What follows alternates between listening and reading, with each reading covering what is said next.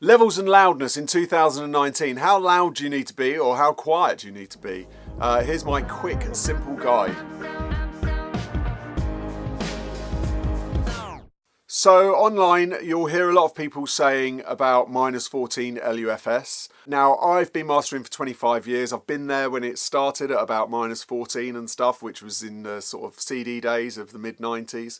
And then I've followed it all the way through. So I've got a bit of a knowledge on this and a kind of working knowledge, because I'm working all day, every day for all kinds of people, from major artists, major record labels, down to independent labels and independent artists. And so I'm getting a lot of feedback on what they want and what kind of levels they're after and things like that. So let me tell you what I'm doing for the various different labels and artists and things, and then you can deduce from this what you think. So there's a lot of people that are saying, great, this is brilliant. Now all of the streaming services are at -14. Now the reason why they're at -14 LUFS is because they want to keep everything kind of standard. They don't want things to distort, obvious reasons. If they just kept everything at 0, then, you know, they're going to get things going over and stuff like that. Well, it's not 0, but 0 ppm. So if they kept everything at, say, -8, something like that, then it's super loud. They're going to get distortions. They're going to get into sampling peaks. They're going to get all kinds of nonsense going on.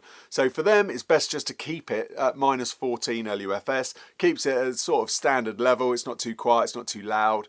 And for the more dynamic tracks, it leaves it there, and then for the more smash stuff, they can just bring that down. So people want things as loud as they possibly can get them. Now that's just standard, because when they're then sending off a WAV or whatever, an MP3, to an A&R man or to somebody for approval, they don't want to send off a quiet track to them. That's obvious. That's always been the case. Even when I was cutting vinyl, people want their vinyl louder than everyone else's vinyl and such and such.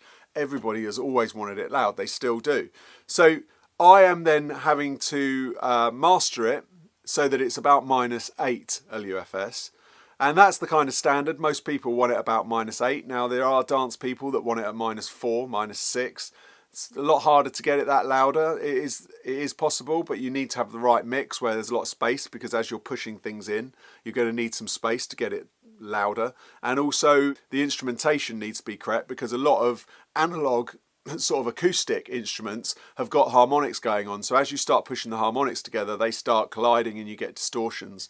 And with electronic instruments, that's not the case. You can push those a bit more. So that's why you can get dance music a little bit louder. But really, we're talking around -8 is where I'm getting most stuff to. That's commercial loud. That is pretty loud, okay? But a lot of people will say, yes, but they're bringing it down to -14, so I should be doing all my stuff to -14. Yes, you can do it at -14, but the only thing you've got is the fact that that extra headroom that has been pushed into a limiter. Now, limiters are essentially compressors. They are a high ratio compressor. So what it's doing, as it's the brick wall limiter is here, you're pushing into it and the music's getting pushed in, as you can imagine, like that. So it's getting compressed against the brick wall as it would. So that makes a sound in itself. So that makes a limited sound. And that limited sound is what you've been used to for the last 10 years. It's the sound that people know sounds like a finished track. So these limiters all have their own different sounds and use different ones for different genres.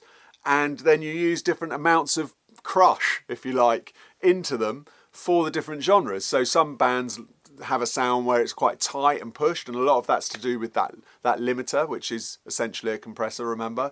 So what we're talking about here is, if you then have a track that's -14, we haven't crushed it into here, it's the streaming master, we haven't crushed it into the limiter, so we haven't got that sound, we haven't got that crushed sound. That works fantastic for some music, but for other music, it's going to sound like it isn't finished still.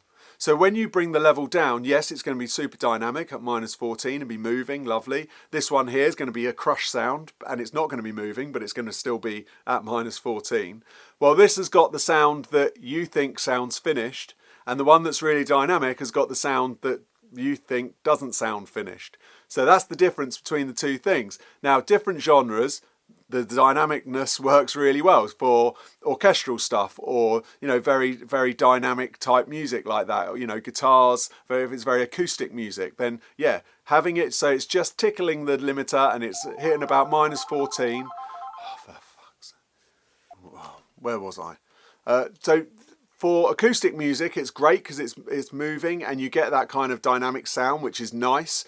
But if you do an album with a load of music and you do have a piano track, it always sounds louder than the Crush stuff because it is dynamic. So you normally have to pull that one down anyway. But that's besides the point. That's a whole different video. But so what I'm saying to you is, take it how you will.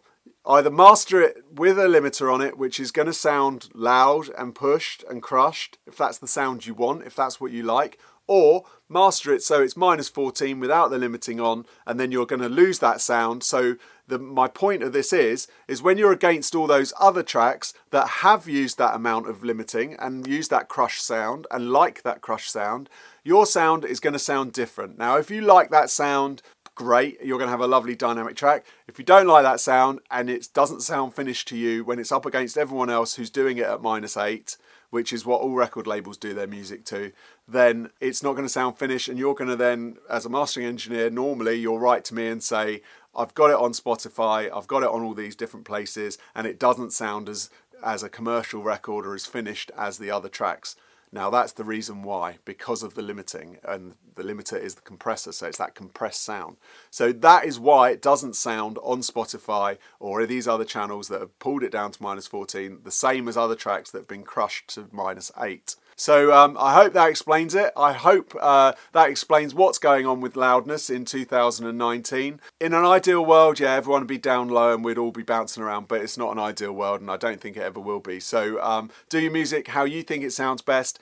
Test it for yourself, stick 2 files up onto Spotify and see which one you prefer the sound of. Personally, I like to get things as loud as possible and then keep the dynamics and get the bass tight and keep it snappy and keep it open in the tops and get it that loud. That's what mastering is for me. That's what gets me going. I love it if I can get it loud and also make it sound open and dynamic and as interesting and as movement, you know, and all that. That's what I want. That's what I love in sound.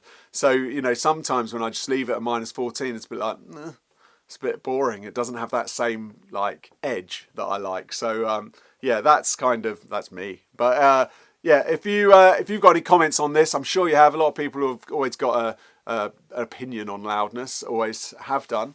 Please put it in the comments. I'd love to hear back from you. I'd love to get your feedback. Please subscribe to the channel. And also, while you're here, go to streaky.com, sign up for my newsletter. It's the Audio Anorex newsletter if you want discounts and giveaways on audio gear and things that I see around the web. So yeah, go to streaky.com for that.